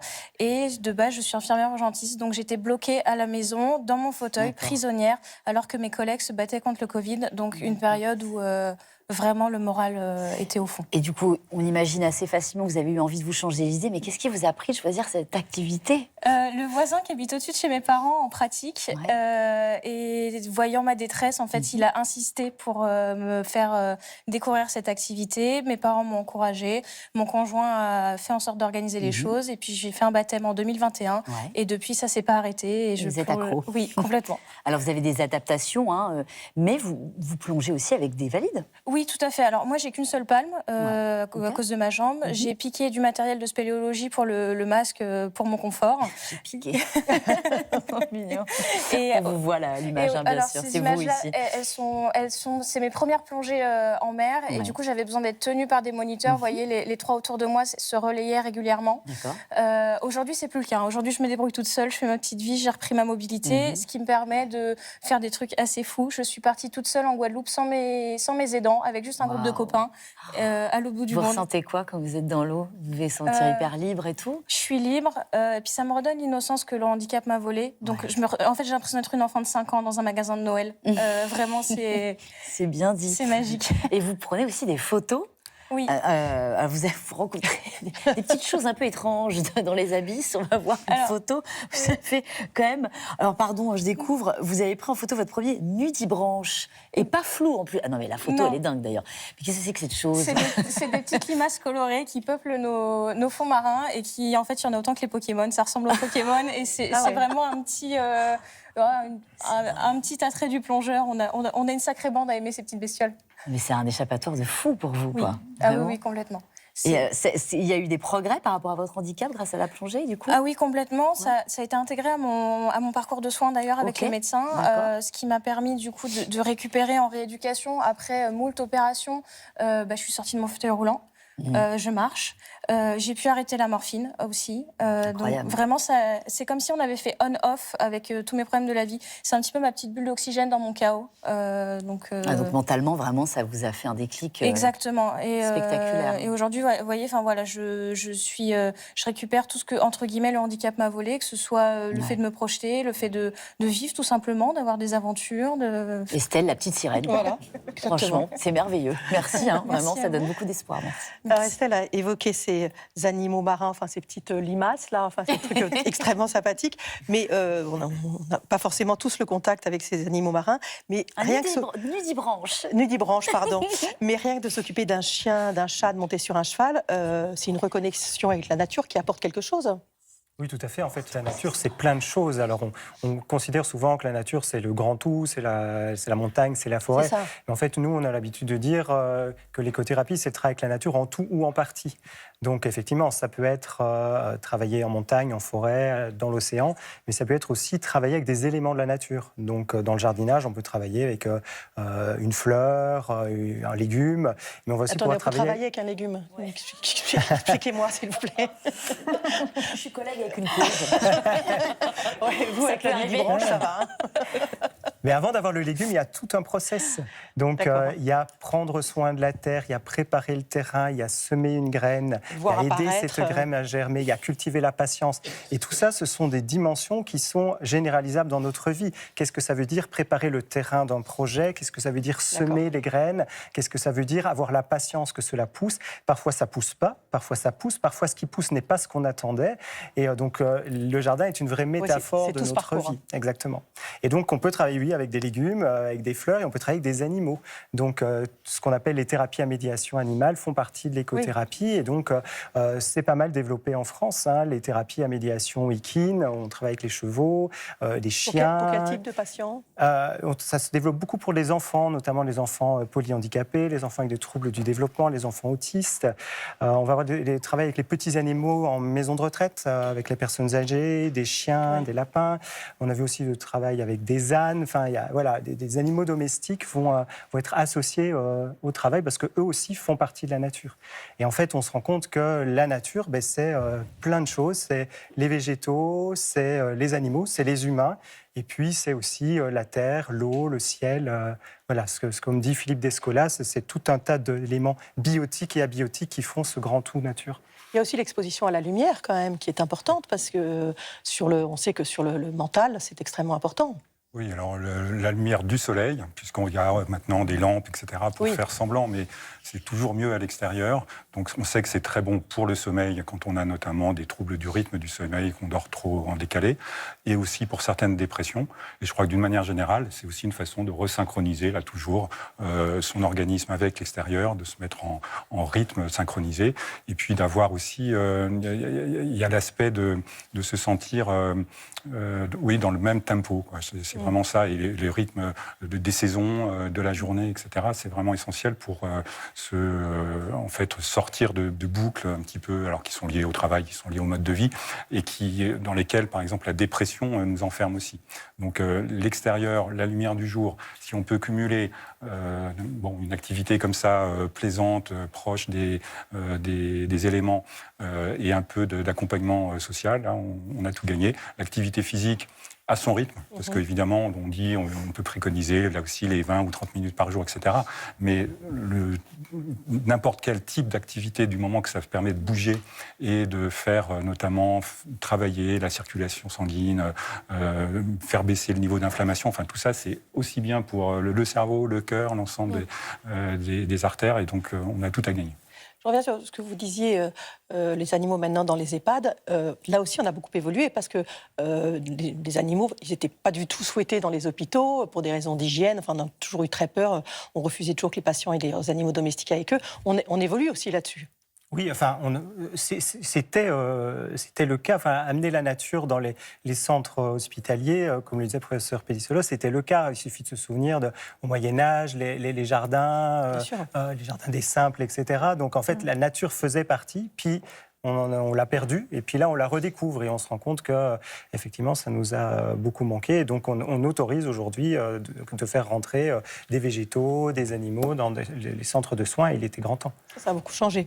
Les enfants dans les pays nordiques ont des classes en plein air. Parfois, c'est toute la scolarité pratiquement qui se passe en plein air, alors qu'en France, on a tellement peur que les enfants prennent froid dès qu'ils sont dehors. Ça favorise les apprentissages? On a des études? Ah, bien sûr, bien sûr. Donc ça, c'est largement prouvé. L'école du dehors, donc c'est effectivement très prisé dans des pays nordiques. Si on prend la Norvège, par exemple, ils ont une pratique qui s'appelle le friluftsliv. Et donc, les enfants, dès la crèche, sont habitués à passer du temps dehors. Et donc, ce friluftsliv, c'est vraiment une hygiène de vie, une philosophie d'être au contact de la nature, et 80% des Norvégiens la pratiquent. Et ça se pratique de la crèche jusqu'à la fin des études, où beaucoup des apprentissages se font en extérieur, et puis ça se continue après à l'âge adulte. Et des études en neuropsychologie ont montré effectivement que ça stimule la mémoire, ça stimule les capacités de contrôle attentionnel, les capacités de flexibilité psychologique et les capacités de mémoire de travail. Donc rien que le fait d'apprendre et d'éduquer les enfants dehors, déjà va favoriser leur fonctionnement cognitif et leurs apprentissages. Et en plus, ça leur permet de se dépenser, de déployer leur énergie. Et donc, moi, je fais partie de ces personnes qui pensent que ces nouvelles pathologies qu'on appelle le TDAH, les troubles déficitaires de l'attention, l'hyperactivité, sont vraiment des pathologies sociétales et circonstancielles, parce qu'on essaie de canaliser les enfants dans des cadres d'apprentissage qui sont très stricts. Voilà. Mais comment peut-on apprendre 7 heures assis sur une chaise? Les enfants ont toujours appris au contact de la nature, par essai-erreur, en regardant par imitation ce que font les grands, etc. En France, on n'est pas prêt de se diriger vers ça. Enfin, on n'a pas l'impression. Hein. Il y a plein d'exemples d'écoles du dehors qui se pratiquent. Il y a une chercheuse dans le nord de la France qui s'appelle Gladys Barragan-Jason, une chercheuse CNRS qui consacre toutes ses études là-dessus pour montrer comment en fait ramener les enfants sortir dehors. Un peu les enfants. Voilà, comment. En gros, l'adage c'est tous dehors, quoi. Une étude a montré que les enfants passent moins d'1 heure par jour à l'extérieur. C'est moins qu'un détenu qui doit passer au moins 2 heures à l'extérieur. Donc s'il vous plaît, remettons les enfants dehors. Oui. Juste pour compléter une étude aussi assez impressionnante. On a vu dans le documentaire la fameuse étude de la psychiatrisation accélérée quand il y a des arbres en dehors de l'hôpital. Il y a une étude un peu comparable avec des étudiants qui révisent des examens. Si vous avez des arbres par la fenêtre, simplement, c'est même pas encore être dehors, mais d'avoir une fenêtre avec une vue sur des arbres, vous apprenez mieux que si vous n'avez pas de fenêtre du tout, et c'est mesurable. Là, Donc c'est en effet les fonctions cognitives, mais c'est très large les fonctions cognitives, parce que c'est comme ça qu'on va mieux aussi, qu'on régule mieux ses émotions et qu'on a probablement de meilleures défenses contre, en tout cas, le stress. Et cette règle des 3-3 qu'on a entendu parler dans le documentaire, ça concerne beaucoup de Français, on sait ou pas? Combien de personnes c'est à peu près ont droit à ça? 20-30% aujourd'hui des territoires où il y a ce critère qui est respecté. Donc on est loin, mais ça donne une perspective. Parce que tout ce qu'on évoque là, effectivement, il y a des changements sociétaux qu'il faut accompagner. C'est pas si simple comme ça. L'éducation nationale, par exemple, parler du mammouth, on sait que c'est long à faire évoluer, mais il faut encore plus être convaincant avec ces résultats-là pour avancer. Et la nature en ville, je crois que c'est maintenant un enjeu. On sort des élections municipales où quand même ça a été porté maintenant de plus en plus, parce qu'on sait bien que c'est un enjeu majeur. Oui, remettre des arbres. Et des espaces aquatiques, parce qu'on a parlé de l'eau aussi. En ville, c'est possible. Vous faites une transition formidable. Puisqu'on va continuer avec l'espace, il est incroyable. On était sous l'eau avec Estelle, on va se retrouver à la surface avec Eric, un passionné de nature qui a accepté de venir en ville, s'enfermer pour quelques heures dans notre studio. C'est quand même très gentil. Ça va? Vous supportez cet espace enfermé? Je supporte parce que je sais que je vais retourner à l'eau demain. D'accord. Bonsoir Eric. Alors vous Bonsoir. êtes un fou de sport et un fou de nature. Vous vouliez être marin quand vous étiez enfant et vous êtes devenu, parce que vous êtes très malin, géologue marin. Voilà, c'est ça. Et c'est ça qui vous permet d'être continuellement au contact de la nature. Disons que c'est un métier qui, la plupart des centres où on étudie la géologie marine sont en bord de mer. Alors il y en a à Paris, mais bon, voilà, moi j'ai pas choisi celui-là. D'accord.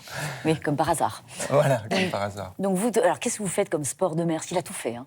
Non mais la liste, elle est folle, hein, pardon. Hein. Planche à voile, catamaran, surf, kitesurf, ça suffit. Non mais qu'est-ce que vous ne faites pas, surtout sur l'eau? En fait, là, avec l'âge, et puis j'ai un travail assez prenant, je fais maintenant essentiellement du kitesurf et du surf, voilà. Parce que c'est... Excusez-moi. Vraiment, essentiellement, c'est que ça. Oui, bien sûr. Moi aussi le week-end, quand j'ai rien à faire. C'est ça. Et puis il n'y a pas que la mer, il y a aussi la montagne dans votre vie.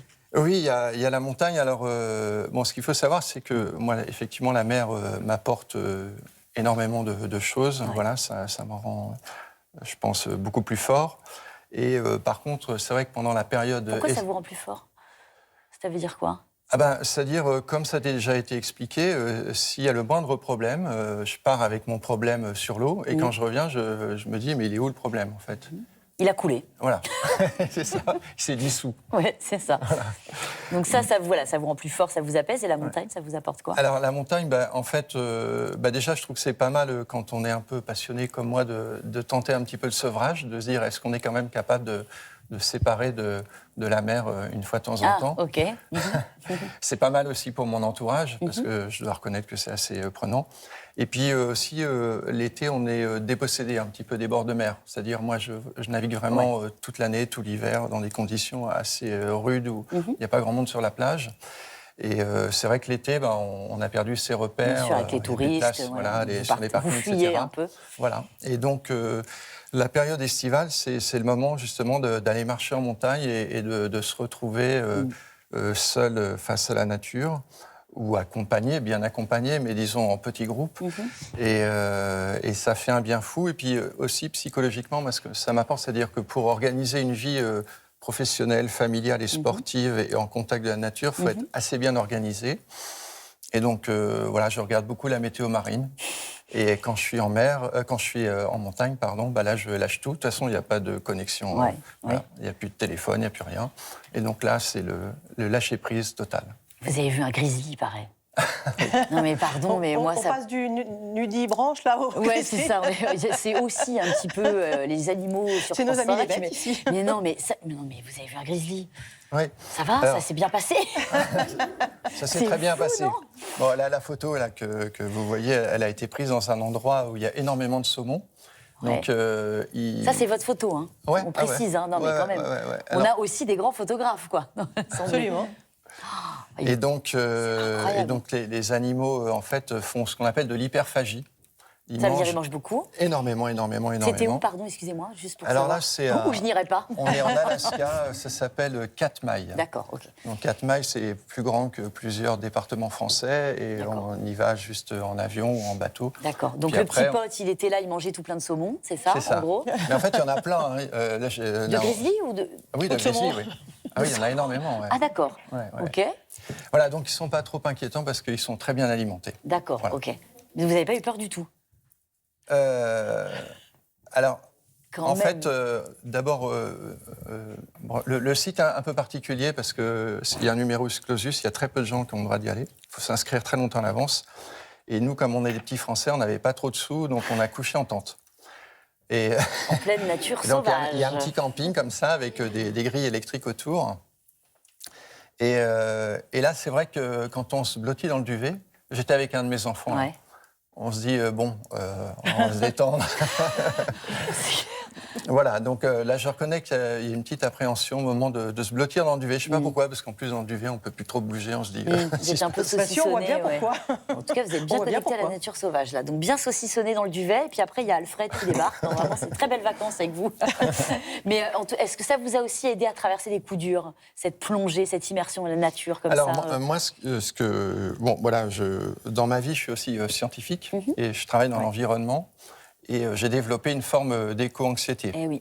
Parce que, clairement, quand on est constamment en contact avec les résultats scientifiques sur le climat, sur la biodiversité, etc., c'est assez éprouvant. D'accord. C'est-à-dire, c'est vrai que quand on ne sait pas, finalement, tout va bien, mais quand on sait, c'est compliqué. Et moi, m'immerger de temps en temps dans des écosystèmes en bonne santé, parce que là-bas, ce qui est incroyable, c'est qu'il n'y a aucune trace de l'homme, quasiment, dès qu'on sort du minuscule camping ou des quelques bungalows, c'est vraiment la nature complète. Moi, ça me fait un bien fou, ouais. Ça vous redonne un peu d'optimisme? Oui, c'est ça. Ouais. Je me dis, ça existe encore et en plus, j'ai envie de le partager. C'est pour ça aussi que ces photos, je suis très content qu'elles soient diffusées, parce que ça permet de partager et de montrer que ça existe. Et c'est en apprenant, en comprenant qu'on a envie de protéger.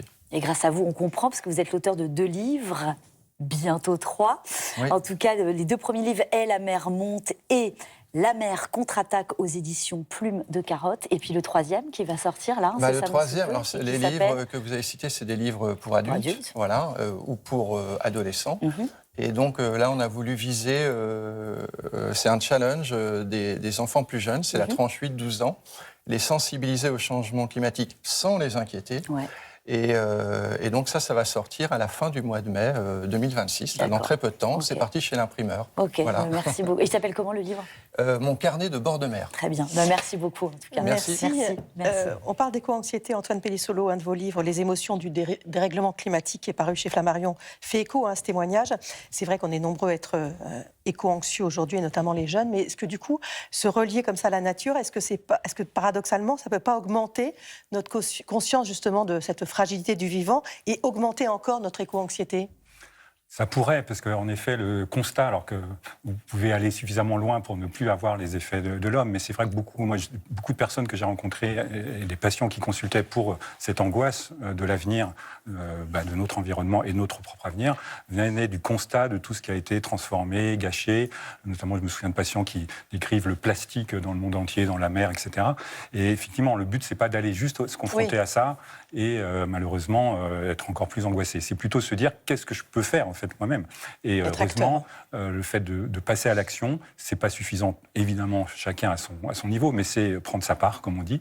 Et clairement, il y a un effet de groupe, souvent aussi, parce que ça se fait de manière collective, souvent, participer à une association, à un groupe, etc., pour sortir du sentiment d'inaction, d'impuissance, et puis montrer aux autres. Parce que très souvent, l'éco-anxiété, elle se nourrit aussi beaucoup de colère contre ceux qui ne font rien, le ressentiment, et pouvoir montrer qu'on peut entraîner d'autres personnes et petit à petit faire prendre conscience plus largement les autres, les responsables, et un certain nombre de personnes qui ne sont pas encore conscientes, parce qu'il y a encore aussi ce scepticisme quand même qui persiste. Donc je crois que ça fait le lien, et comme c'est souvent des gens qui ont cette fibre-là, écolo ou passionnés par l'environnement, ça leur donne vraiment une raison d'agir. Et c'est très puissant, vraiment, l'engagement. Oui. Vous voulez ajouter quelque chose? Oui, moi je peux vous donner un exemple d'une patiente éco-anxieuse, une personne que j'ai accompagnée. Donc on a travaillé en extérieur et tout de suite ça l'activait beaucoup. En plus c'était l'époque des incendies en Gironde, donc la France brûlait, donc tout de suite elle a exprimé... à ça. Oui, c'est ça, donc exprimé beaucoup de peur, beaucoup de colère en disant qu'on avait foutu le monde en l'air, que la forêt brûlait. Et donc je l'emmène là où j'étais à ce moment-là, c'était une Pinède, et elle me dit et vous m'amenez en nature dans un champ planté d'arbres en plus, les forêts originelles n'existent plus, on a tout foutu en l'air. Donc elle était hyper activée. Et en fait la séance était très intéressante parce que de cette considération macro, la terre a été foutue en l'air, on a vraiment travaillé sur le micro. Et là où on était dans un champ d'arbres plantés, effectivement, on s'est rendu compte que près du sol, sur le tout petit, c'était plein de chênes et de noisetiers qui spontanément poussaient. Et donc, moi j'ai souvent remarqué ça, qu'en fait, notre anxiété, elle est nourrie par ce qui est grand, ce qui nous dépasse, ce qui est global, ce qui est macro. Et donc ramener l'attention sur du micro, sur comment la nature, sur un petit espace, peut se débrouiller et comment sur 1 mètre carré, finalement, la nature, elle se débrouille, elle est résiliente, le renouveau peut se faire, etc. Il y a vraiment eu un vrai changement chez elle. Elle a dit, j'ai pris conscience que voilà, si j'arrête de regarder tout ce qui va mal en macro, mais que je me reprends la peine de regarder, mais qu'est-ce qui va bien à mes pieds, eh bien, ça change vraiment mon ressenti. Et donc, c'est vraiment une question d'attention aussi, sur quoi je porte mon attention. Et donc, moi, j'aime bien ramener l'attention sur le micro. Oui, puis moi, ce que j'aimerais bien rajouter, c'est que finalement, ce qui est intéressant avec les soins autour de la nature, c'est que ça va être des soins complémentaires, comme on l'a déjà dit, et ça va permettre quand même de diminuer les externalités négatives que peut avoir le système de santé sur l'environnement, parce qu'on sait quand même qu'aujourd'hui, le système de santé, via la construction des hôpitaux, via les examens complémentaires, via les médicaments, ça va avoir un fort impact quand même au niveau de l'environnement, et qu'en développant des soins non médicamenteux comme l'activité physique, comme l'alimentation, comme les soins autour de la nature, donc tout ce qui va être de la prévention, ça va permettre quand même d'améliorer le traitement des gens, de faire qu'ils soient en meilleure santé et d'avoir moins recours à ces examens complémentaires, à ces médicaments qui vont accentuer finalement le phénomène et les répercussions sur l'environnement. Donc finalement, c'est un système vertueux. C'est ça. Merci beaucoup. Merci d'avoir été là. Merci à tous d'avoir été là. Merci beaucoup, Enora. Je vais me rouler dans la boue. N'oubliez pas d'abord que vous devez aller dans le jardin. Absolument, de Gérard. Après voir le grizzly. Oui. C'est ça. D'accord, très bien. Merci. On attend une petite précision, vos témoignages pour les émissions qu'on est en train de préparer pour les prochaines enquêtes de santé sur notre boîte mail qui est eds@17juin.fr. Des émissions qui porteront d'une part sur les maux de ventre et la digestion, d'autre part sur les maux de tête. Donc si vous avez envie de témoigner, vous n'hésitez surtout pas. Et puis sachez que vous pouvez aussi revoir ce programme sur la plateforme France.tv. Voilà, c'est la fin de cette émission. Excellente fin de soirée sur France 5. Bonsoir.